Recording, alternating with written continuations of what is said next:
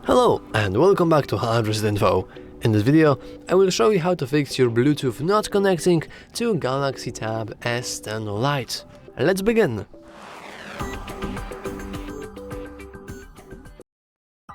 So, we have our Philips headphones here. Of course, it doesn't really matter what headphones you have. The only thing that matters is that this is indeed a Bluetooth device. And let's just say that it's not connecting. As you can see, there is no Bluetooth icon, so I guess we're not connected, right? Wrong. We actually by default do not see the Bluetooth icon. We only see it once we expand the control center, and now it is visible. That's a pretty odd design choice, to be honest, but hey, it is what it is.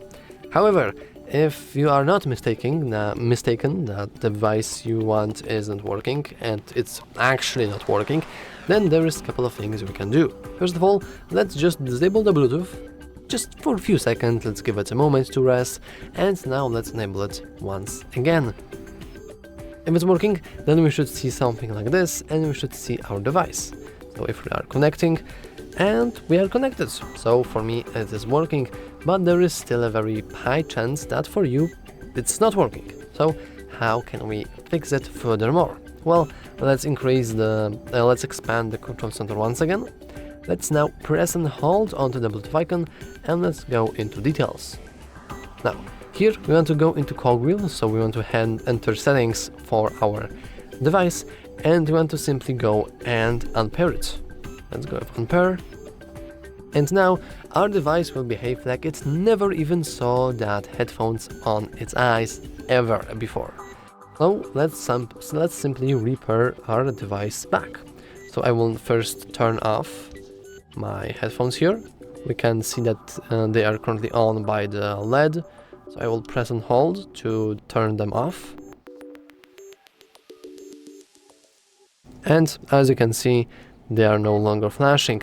Now I will press and hold, but I will keep pressing even though we have a sound of activating the headphones.